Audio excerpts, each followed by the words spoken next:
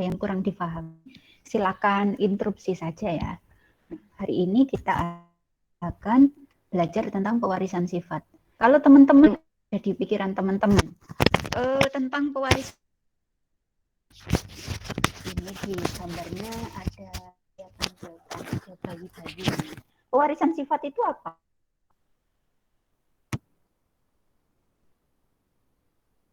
Sifat yang diwariskan.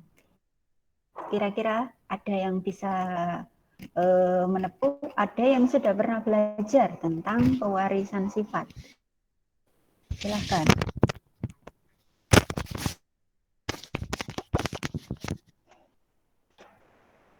Pewarisan sifat ini terjadi pada makhluk hidup yang diwariskan dari mana ke mana kira-kira? Dari orang tuanya ke anak. Oke. Dari orang tua. Kira-kira apa yang diwariskan? Sifat apa? Apakah sifat jujur atau apa kira-kira? Genetiknya. Genetik ya, benar-benar. Jadi genetik, sifat di sini itu sifat, bukan sifat attitude kayak gitu ya. Kalau pewarisan sifat dari orang tua ke anak, itu secara biologi itu genetiknya.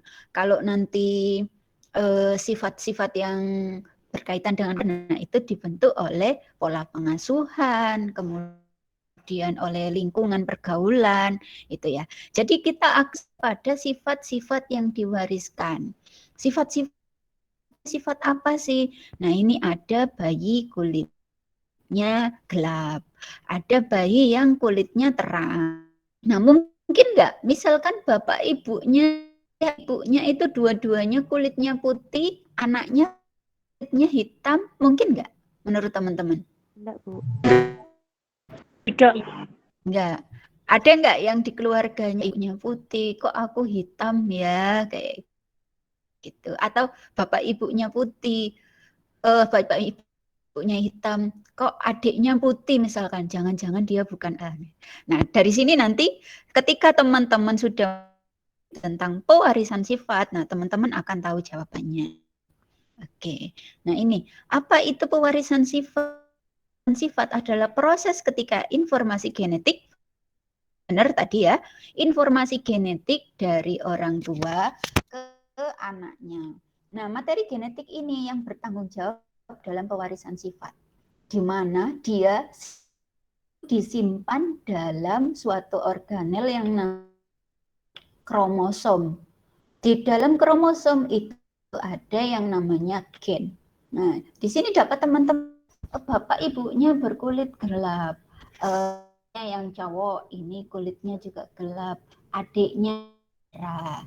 Kemudian ada lagi satu keluarga di mana bapak ibunya ini putih, kemudian anaknya juga putih. Apa kok dia bisa kulitnya sedikit lebih terang kayak gitu dari bapak ibunya? Nah, di sini nanti akan kita pelajari. Oke, materi itu teman-teman harus familiar dengan istilah gen, genom, kromosom. Di sini human manusia ya, represent hidup. Di sini bisa juga bakteri, juga hewan atau tumbuhan. Nah, di sini diwakilkan dengan human ya. Nah, makhluk hidup itu ada yang namanya sel. Ini terletak di dalam sel. Kromosom itu bentuknya seperti huruf X ya. Ini terletak di dalam sel, di dalam inti sel. Kalau dalam bahasa biologi inti sel itu apa disebutnya? Sudah dapat pelajaran tentang sel kan ya? Neutron. Apa? Apa Mbak? Nukleus, benar.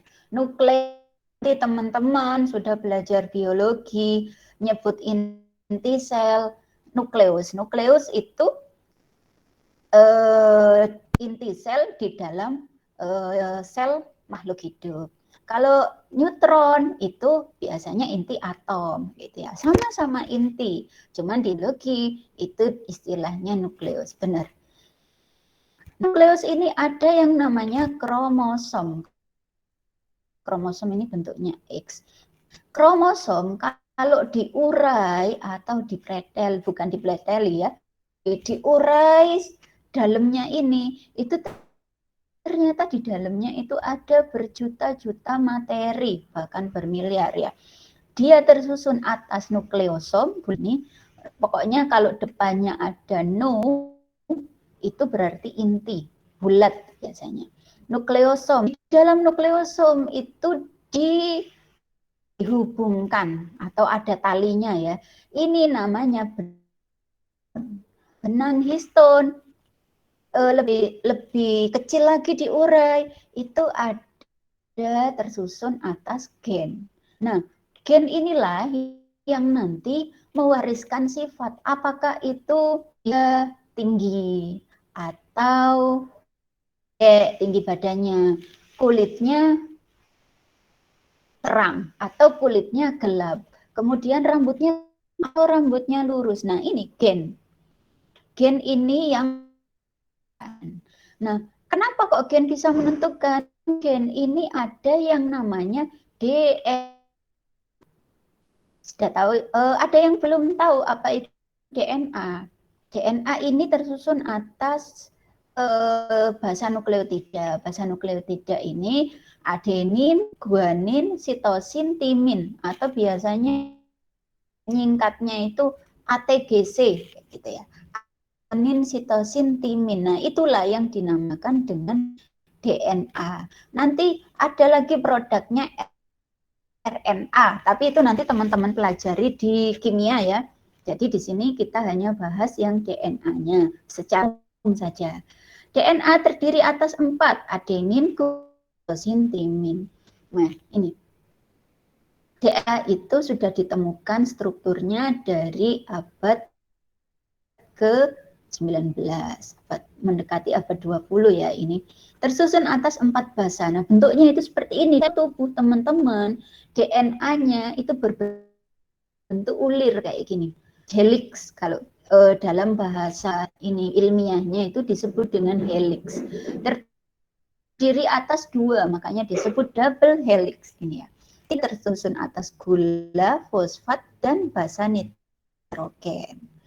Kemudian kita berkenalan dengan yang namanya kromosom. Kromosom ini tadi ya yang di gen ada DNA. Kromosom ini bentuknya seperti huruf X. Kemarin ada yang menyebut seperti huruf H, Bu, kayak gitu. Nah, tergantung sudut pandang. Dia ada yang nyebut seperti huruf X karena nanti ketika kromosom ini membelah. Jadi teman-teman itu membawa sifat dan ibu. Oleh karena itu, suatu reproduksi dibutuhkan yang namanya laki-laki dan perempuan. Laki-laki menyumbang 1 alat, setengah-setengah nanti itu. Nah, dia proses pelekukan atau proses pembelahan ini nanti akan mengkerut, makanya orang menyebutnya seperti huruf X. Ini lebih ramping ya, lebih ramping pada daerah sininya. Sentromer, nah ini sentromer, daerah pelekukan di sekitar pertengahan, ini yang namanya sentromer. Kemudian ada lagi kinektokor. Kinektokor ini nanti yang membantu pelekatan selama pembelahan ya.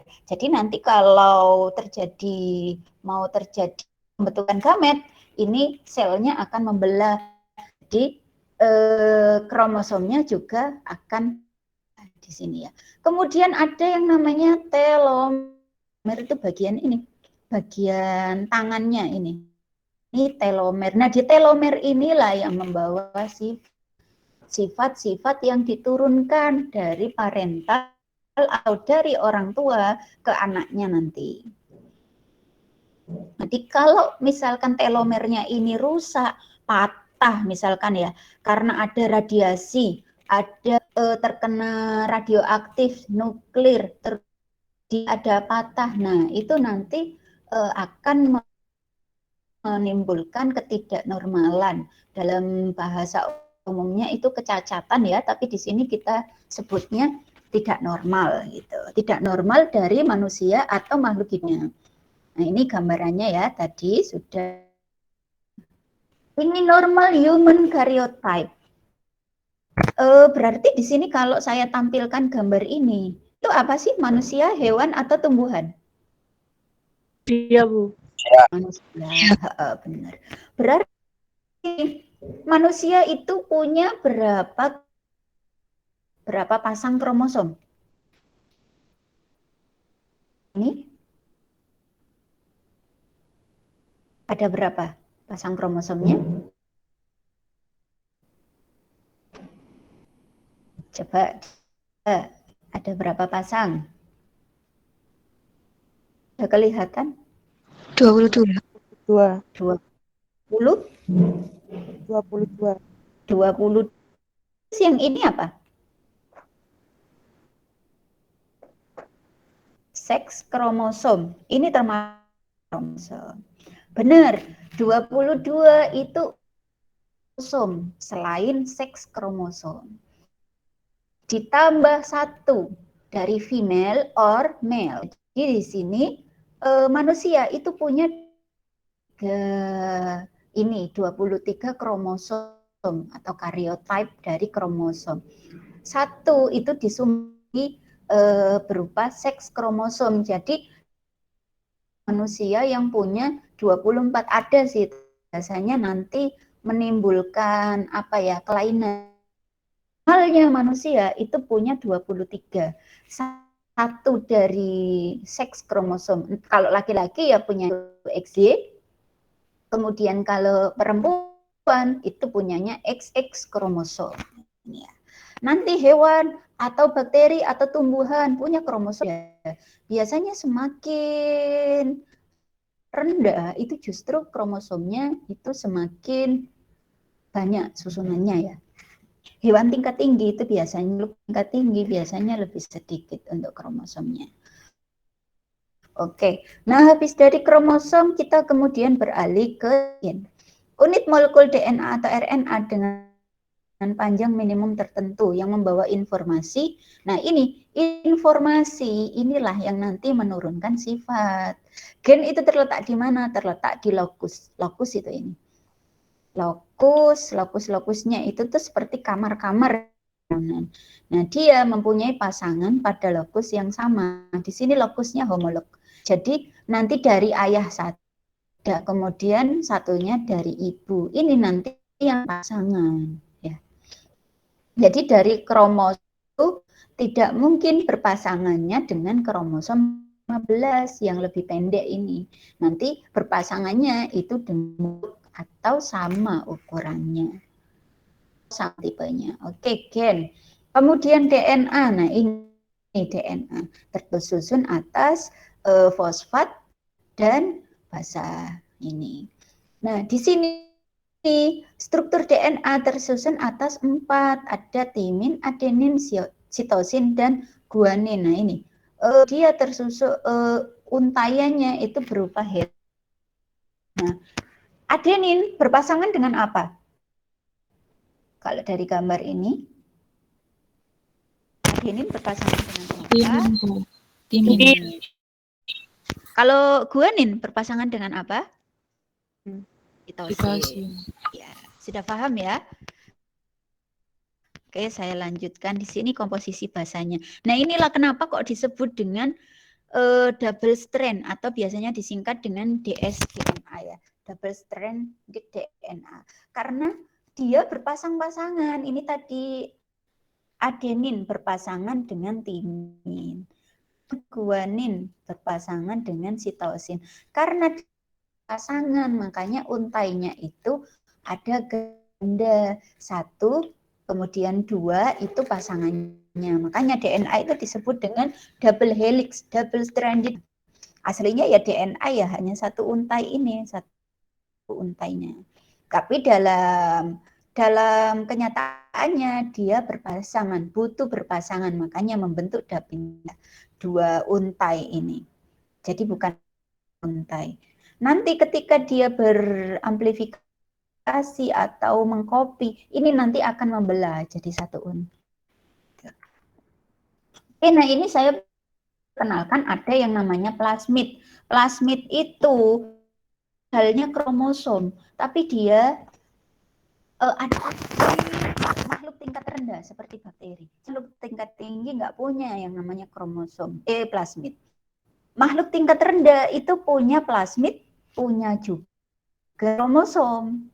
Jadi di sini plasmid itu bentuknya bulat, membawa sifat juga. Sifat selain yang ada kromosom. Ya. Manusia tidak punya yang namanya plasmid. Hanya hewan-hewan atau makhluk tingkat punya namanya plasmid. Biasanya membawa sifat tertentu. Misalkan di bakteri itu dia bisa memiliki antibiotik atau dia bisa tahan antibiotik.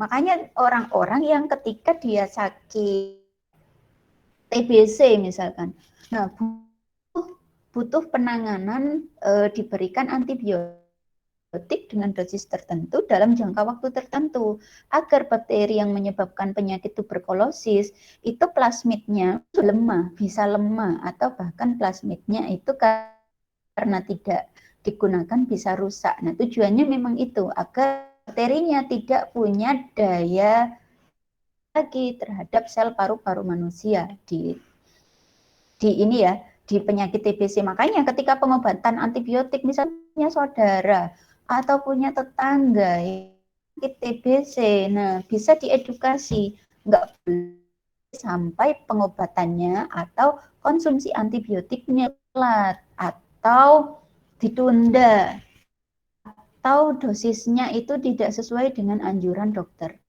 karena bisa memicu aktivitas dari plasmid ini tadi. Dia bisa resistance. Oke. Saya lanjutkan. Nah, kalau pewarisan sifat teman-teman harus kenal yang namanya istilah-istilah dalam pewarisan sifat. Ada parental itu orang tua. Di sini disingkatnya P dalam penulisannya. Kemudian filial itu anak, keturunan pertama, F1. Kemudian ada filial 2, ini keturunan kedua. Kalau dalam manusia ya berarti ini anaknya, ini cucunya. Kemudian ada gen dominan dan gen dominan, berarti gen dominan itu yang menentukan sifat secara dominan. Kalau nanti alelnya ada 2, dominan dan resesif, yang muncul itu gen yang dominan. Ini ya, biasanya disimbolkannya kalau dominan. Kalau yang resesif itu huruf kecil. Nah, ini ada yang namanya alel itu bentuk alternatif atau penulisannya, representasinya dari suatu gen yang terdapat pada lokus. Nanti akan melihat alel itu seperti apa. Nah, ini gen dominan, gen resesif. Terus ada istilah heterozigot, ada homozigot. Kalau alelnya terdiri atas huruf besar, huruf dominan dan resesif, beda kan? Ini dinamakan nanti heterozigot. Kalau nanti gennya ini atau alelnya tersusun atas huruf atau sifat yang sama-sama dominan atau sama-sama resesif, ini nanti dinamakan dengan homo. Jadi homo itu sama, hetero itu yang berbeda. Terus lagi ada istilah fenotip dan genotip. Fenotip itu ekspresi yang terlihat. Misalkan rambutnya pirang. Nah, itu genotip itu susunan genetiknya. ATGC-nya itu tadi. Apa bedanya fenotip dan genotip? Nah, di sini kita pelajari. Kita beralih ke hukum Mendel. Hukum Mendel ini hukum segregasi Mendel 1. Pada waktu berlangsung pembentukan gamet, tiap pasang gen akan disegregasi. Itu tadi ya, X kromosom itu akan disegregasi ke anaknya masing-masing gametnya. Jadi dibelah kayak gitu ke dalam masing-masing gamet. Hukum Mendel ini dikemukakan oleh Bapak Gregor Johann Mendel. Ini di 19 awal ya, 1800-an. Pada Bapak Mendel ini penasaran, kenapa kok bunga Morning Glory ini atau bunga suku terung-terungan itu dia punya warna yang berbeda-berbeda. Ada yang biru, terus ada yang pink, ada corak seperti ini. Apa yang menyebabkan? dipelajari. Kemudian Bapak Mendel ini mengajukan segregasi bahwasanya dari indukan dari dan betina itu selalu menyumbangkan sifat yang baik itu dominan atau resesif, kemudian akan munculnya porsinya berapa persennya itu tidak bisa kita tentukan, tapi dari penampakannya, dari fenotipnya ini bisa kita prediksi yang mana yang dominan. Oke, lebih jauh. Perisian sifat, persilangan monohibrid pada tanaman. Monohibrid ini berarti dengan satu sifat beda. Maksudnya sifat di sini dicontohkan biji bulat dikawinkan atau disilangkan dengan tanaman yang bijinya berkerut. Misalkan ini sama kedelai. Kedelainya punya biji bulat dengan biji berkerut. Ketika dia dikawinkan akan muncul seperti apa anak fenotip. Ini biji bulat ternyata yang muncul. Inilah B besar ini yang dinamakan dengan sifat secara genotip. Biji bulat yang disebut dengan sifat secara fenotip itu yang terlihat. Biji bulat genotipnya bisa berbeda, tapi fenotipnya itu bisa ini ya yang membedakan. Jadi kalau teman-teman melihat biji bulat atau ada orang kulitnya gelap, kok anaknya kulitnya putih, nah bisa jadi dia genotipnya itu dominan atau bukan homozigot. Dia masih membawa sifat heterozigot atau masih membawa lainnya, sifat kedua. Makanya di sini bisa jadi dia nanti akan putih gitu ya. Jadi belum tentu kalau orang tuanya itu kulitnya gelap, anaknya nggak bisa putih. Kalau kakek neneknya ada yang putih, nah itu bisa nanti membawa gitu ya. Nah ini disilangkan. Monohibrid itu satu sifat beda. Berarti kalau saya tanya, kalau dihibrid itu berarti berapa sifat beda? Dihibrid 2. Berarti kalau 3 sifat beda disebut apa? Kalau misalkan sifat dihibrid itu 2 sifat beda. Kalau 3 sifat beda disebutnya apa? Ada yang bisa nebak? Kalau satu sifat beda namanya monohibrid. 2 sifat beda namanya dihibrid. Apa? Trihibrid. Trihibrid, benar. Jadi kalau satu sifat hibrid, kalau 2 itu di, kalau 3 itu tri ya, trihibrid, benar. Nah, ini 2 sifat beda. Nah, nanti anak-anaknya itu genotipnya itu bisa berbeda-beda. Yang meskipun fenotipnya itu sama ya, filial 1 dikawinkan dengan filial 1, membawa 2 alel, B besar B kecil, dua-duanya juga sama, B besar B kecil. Nah, ini nanti akan ketika sudah menyilang, ini anak-anaknya akan berbeda-beda. Ada yang tetap dominan kalau B-nya ketemu. Kemudian ada yang dia hetero. Kalau B besar ketemu B kecil ini ya. Atau B kecil ini.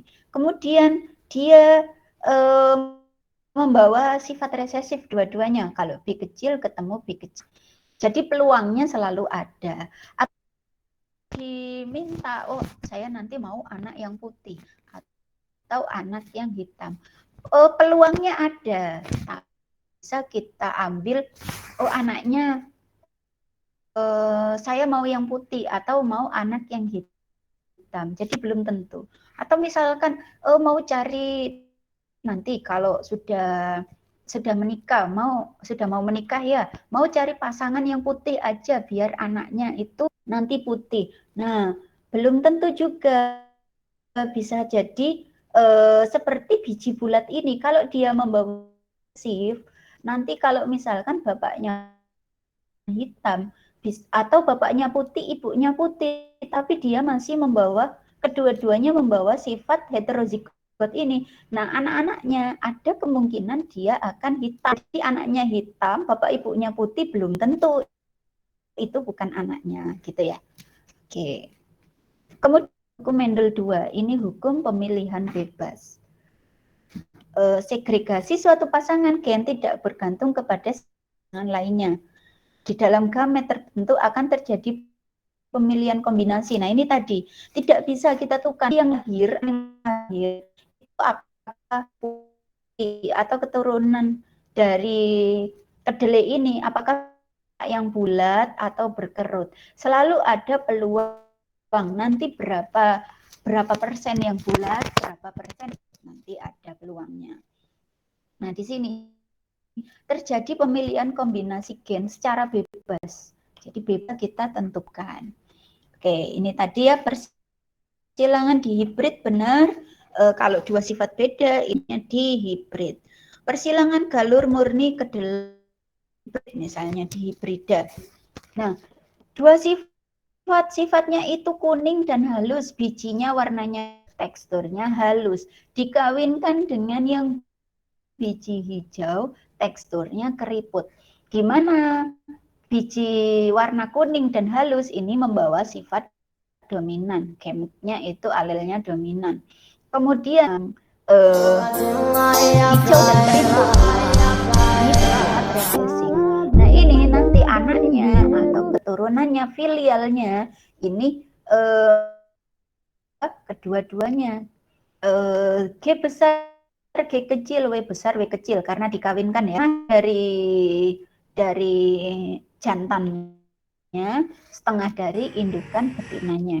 Nah, anaknya akan membawa ini. Nanti F2-nya ketika disilangkan F2 ketika disilangkan atau menyetelahnya ya, itu anak-anaknya akan memiliki kombinasi yang bermacam-macam, kombinasi seperti kakek atau nenek. Kemudian ada kombinasi baru bahkan seperti ini. G besar, G besar, W besar, W kecil.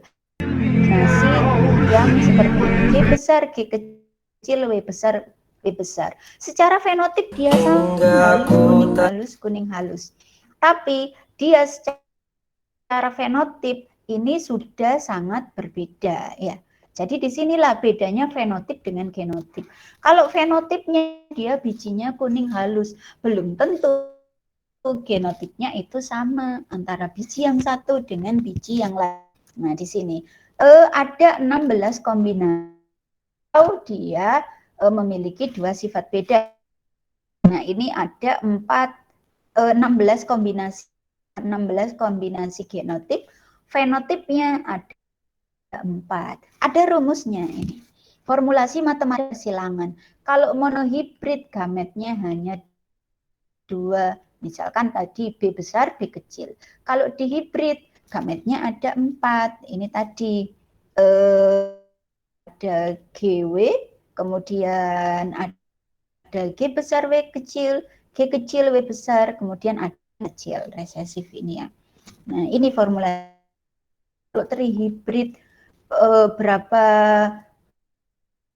tergantung sifat yang disilangkan. Ini nanti macam gametnya atau macam fenotipnya akan semakin beragam ya. Semakin banyak sifat yang disilangkan, tipe atau kemunculan ekspresi dari fenotip atau wujudnya itu akan semakin beragam ya. Fenotipnya ada 4, genotipnya ada 9. Jadi memang genotip itu lebih daripada dihibrida. Ini rumusnya. 2 untuk jumlah individu 4 pangkat N. Untuk fenotip 2 pangkat N, macam genotip juga 3 pangkat. Berarti kalau saya tanya, kalau ada 5 sifat beda yang disilangkan antara kedua-dua sifat beda. Berarti berapa jumlah fenotip yang dihasilkan? Fenotipnya ini. Kira-kira berapa jumlahnya? Berarti rumusnya bagaimana? 2 pangkat berapa? 2/5. 2/5. 2/5 itu jumlahnya berapa? 30. 32, ya benar. Berarti matematikanya masih, jadi matematika fungsinya ya salah satunya untuk ini. Apa sih gunanya belajar matematika? Matematika dasar, perpangkatan, akar. Salah satunya ini gunanya ya. Oke. Kemudian itu tadi ada hukum Mendel 1, hukum Mendel 2. Nah, ternyata ada penyimpangan dari hukum Mendel itu. Adanya semi dominansi. Oke, balik jam 7. Nah, ini nanti saya mau upacara, soalnya 7.20. Jadi nanti 7.15 ya kita selesai. Oke, ini semi dominansi ini terjadi apabila dominan tidak menutupi. Kan tadi awalnya gen dominan itu kan menutupi sifat lainnya ya. Nah, kalau semi dominansi ini M besar disilangkan dengan putih, M kecil, ternyata yang muncul itu warna merah muda, makan dengan semi dominansi. Semi tidak full atau tidak apa ya, dominannya itu tidak 100%, tapi hanya berapa persen. Yang muncul itu bukan warna merah, meskipun dia membawa M besar ya, atau alel yang dominan. Nah, dia wujudnya muda.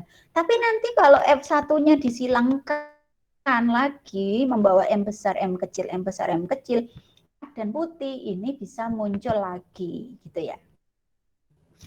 Ini semi dominansi, penyimpangan pertama. Dominansi tidak memunculkan sifat, tidak memunculkan sifat dari orang tuanya. Misalkan di sini tidak keseluruhan maksudnya. Di sini terjadi pada golongan darah. Teman-teman praktikum sudah belajar ya, A, B, kemudian golongan darah O atau golongan darah 0. Nah, di sana kan sifatnya sudah sangat berbeda ya antara golongan darah A, B, dan 0. Makanya secara apa ya, golongan darah A ya hanya bisa didonorkan atau bisa dari golongan darah A, itu idealnya. Tapi memungkinkan golongan darah A didonorkan dari golongan darah A, ditransfusikan kayak gitu. Golongan ini apalagi bisa ditransfusikan ke semua. Nah, ini orang tuanya itu dia punya golongan darah AB, itu A alel B. Kemudian di kedua-duanya itu AB. Nah, anak-anaknya ini ada yang bergolongan darah A, ada yang bergolongan darah B, ada juga yang bergolongan darah AB. Nah, ini dominansinya itu dia ada tidak memunculkan sifat dari parentalnya. Orang tuanya awalnya itu AB. Nah, ini sudah sangat berbeda anak-anak. Gitu ya.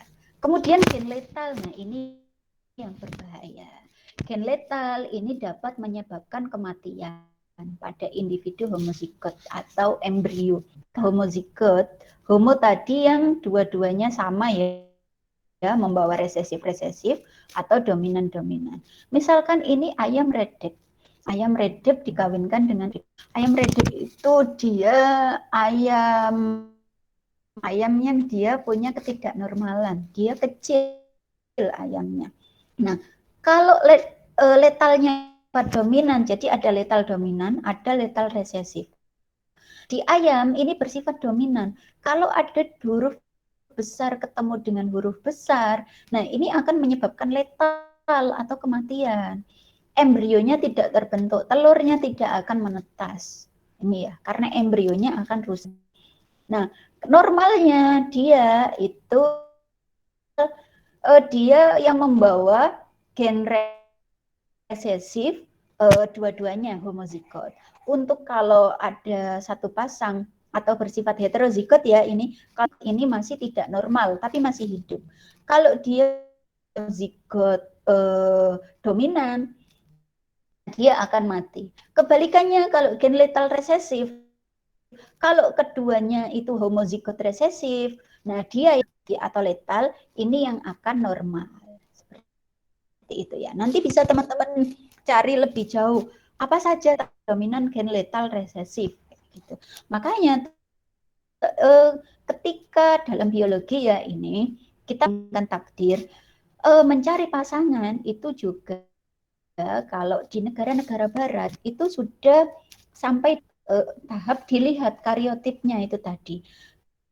Karena ketika ada kecatatan orang tuanya kelainan darah, misalnya karier hemofilia, ibunya juga membawa karier hemofilia. Nah, nanti anaknya karier itu tidak terlihat.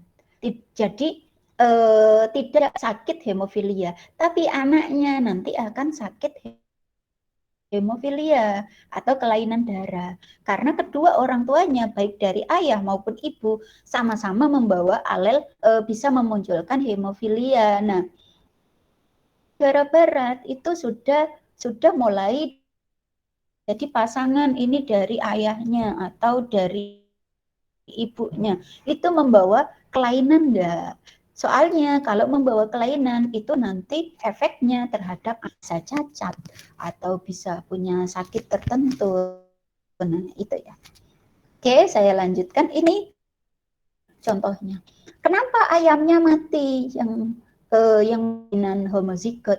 Karena ini ketika di bawah scanning elektron ya ini ayamnya itu dia tidak tumbuh sayap, tumbuh kaki. Nah, yang creeper ini atau ayam redep ini dia pertumbuhan kakinya lebih pendek. Misalkan ini ayam normal. Ketika dia ayam redep, nah dia lebih kecil ya, lebih kecil badannya, kakinya lebih pendek, badannya lebih kecil. Nah, ini perbandingannya. Kalau secara fenotip seperti ini. Secara genotip lihat seperti ini ya. Oke, kemudian epistasi resesif. Suatu menutupi ekspresi gen lainnya. Resesif itu kan biasanya kalah ya secara hukum Mendel. Ini ada yang namanya epistasi resesif. Gen justru menutupi gen lainnya. Misalkan ini dominan warna kelabu itu ada simbolkan dengan A besar, H besar. Untuk albino A kecil, H kecil. Kalau kelabu dikawinkan dengan kelabu, ini nanti akan muncul warna hitam. Jadi ini hitam ini resesifnya ini kan dominan homozigot ya di sini. Nah, inilah yang menutupi ekspresi tadi. H besar ini seharusnya kan dominan ya. Tapi ketika A-nya A kecil ketemu A, ini gen dominannya ini atau tidak terekspresi sehingga dia memunculkan warna hitam. Beda dengan indukannya. Itu ya. Yang albino tetap albino. Oke. Epistasi dominan kebalikannya. Sifat gen dominan menutupi ekspresi gen lainnya. Misalnya ada yang dominan. Nah, di sini sifat dominan ini nanti menutupi dari sifat putih menjadi dia secara fenotip dia akan warnanya kuning, berbeda dengan induknya. Seharusnya kalau ada apa sih? Ada dominan dua-duanya, dia kan akan putih. Nah, dominan salah satunya dia bisa putih. Kalau ada yang homozigot keduanya ini, nah dia akan memunculkan warna yang baru, yaitu kebalikannya dari epistasi resesif ini tadi. Kriptomeri ini sifat dominan yang hanya akan muncul jika hadir bersama lainnya. Nah, ini kebalikan dari epistasi. Epistasi ini kalau muncul dominan, dia akan menutup ekspresi gen. Kalau kriptomeri ini dia ketika dia muncul, dia baru muncul sifatnya kalau dia ada gen dominan lainnya. Misalkan ini, merah, biji atau bunga warna merah membawa alel heterozigot. Putih membawa juga alel salah satunya heterozigot. Ketika disilangkan ternyata anakannya atau filialnya itu munculnya warna berbeda dari ayah ibunya. Nah ini ungu baru muncul karena kalau ada kombinasi dari dominan ini, alel dominan ini tadi. Kalau nanti F1 disebut dengan F1, nah nanti baru muncul lagi warna putih, warna merah, ini baru muncul lagi. Nah inilah yang dinamakan dengan kriptomeri. Dia tidak muncul kalau salah satunya ada yang resesif misalkan. Harus dua-duanya dominan. Nah ini ungu muncul kalau ada salah satu ini ya.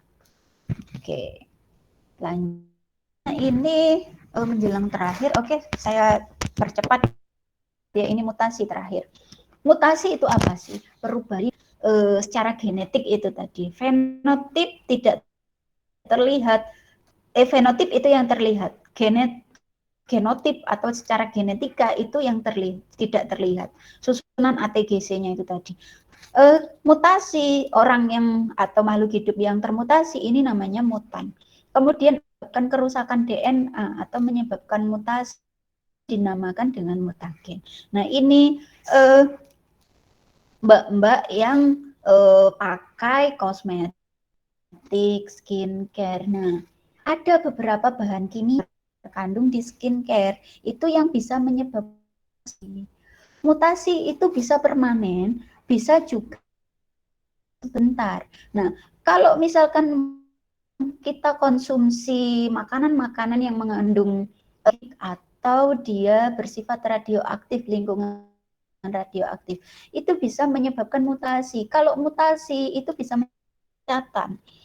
Contoh dari mutasi paling ekstrim itu orang-orang yang tinggal di lokasi bekas ledakan, misalkan di Jepang, Nagasaki, atau di misalkan di sana ada pembangkit nuklir, misalkan Chernobyl. Nah, orang-orang yang tinggal di sana itu sudah pasti catatkan. Karena partikel-partikel radioaktif itu merusak gen. Nah, ini sampai keturunannya nanti pasti cacat karena bersifat permanen. Nah, di Indonesia ini masih belum masih aman karena reaktor nuklir itu biasanya ditempatkan di tertentu dan tidak besar untuk pembangkitnya. Nah, kalau nanti teman-teman kok ada yang bekerja, misalkan persilangan menggunakan persilangannya menggunakan radiasi, persilangan sapi, persilangan ayam menggunakan radiasi. Nah, teman-teman harus aware atau waspada sendiri agar tidak jadi mutasi. Karena kalau sudah terjadi mutasi itu tidak kelihatan, tapi di anaknya nanti itu yang akan cacat gitu ya, mutagen. Nah ini yang paling banyak mbak-mbak terutama skincare dilihat dulu, dilihat kandungannya, apakah bahan-bahan yang digunakan itu aman tidak menyebabkan atau tidak bersifat mutagen, tidak menyebabkan mutasi. Kalau menyebabkan mutasi misalkan gitu ya, kulitnya DNA-nya itu termutasi atau rusak, nanti sampai lama kalau kebetulan dia bersifat permanen bisa diperbaiki lagi kecuali operasi plastik gitu ya. Nanti anak-anaknya bisa jadi juga diturunkan kalau sudah mutasi. Mutasi itu apa? Mutasi ini misalkan saya contohkan lagi, seharusnya untuk TAC kalau ada mutasi C-nya ini bisa diganti dengan T, timin, atau T diganti dengan A atau adenin.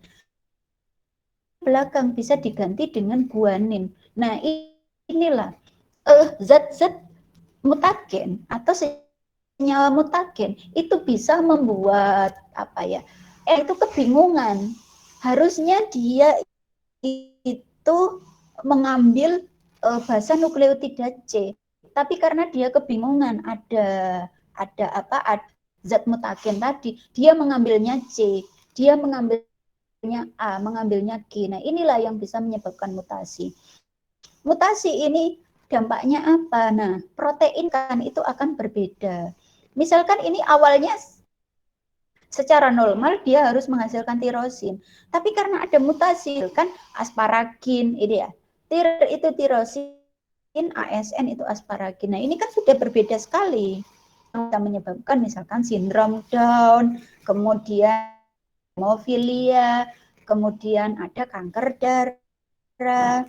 Nah, itu semuanya biasanya kelainan darah itu diturunkan secara genetik gitu ya. Makanya teman-teman nanti kalau mencari pasangan baiknya karena teman-teman sudah mempelajari pewarisan sifat, ditanyakan apakah keluarganya atau diamati apakah keluarga pasangannya itu ada yang punya kelainan darah atau ada yang tidak normal.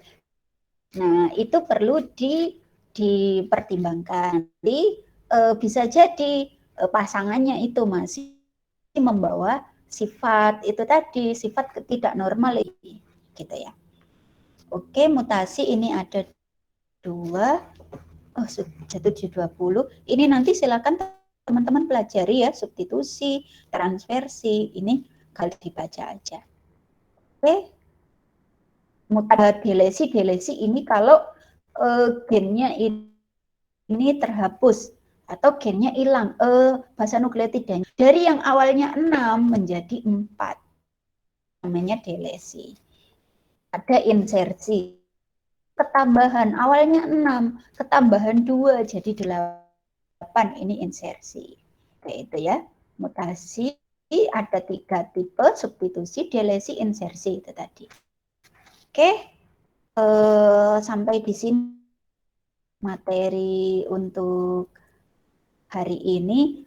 Kalau nanti teman-teman ada pertanyaan, ada yang perlu didiskusikan, nah nanti minggu depan insya Allah akan kita diskusikan. Karena hari ini saya tidak bisa memperpanjang kelas hari ini. Oke, seperti itu. Terima kasih atas partisipasinya. Hadir semua? Atau ada yang tidak hadir? Berarti jumlahnya 26. Itu jumlahnya berapa? 26 anak.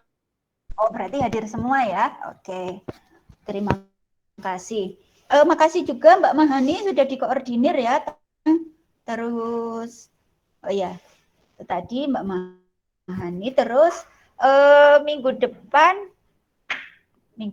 oh bisa saya bisa. Oke. Sudah tidak ada praktikum biologi ya, jangan lupa dikerjakan BKPM-nya. Kalau ada yang tidak paham, boleh nanti berdiskusi. Nah, silakan teman-teman bekerja sama, tujuannya bekerjakan BKPM itu bukan nyontek. Tapi kalau ada yang tidak paham, nah teman-teman bisa membantu gitu ya. Oke, saya tutup atas partisipasinya pagi-pagi. Sudah minta untuk kuliah. Terima kasih atas kerjasamanya. Saya tutup. Assalamualaikum warahmatullahi wabarakatuh. Waalaikumsalam warahmatullahi wabarakatuh.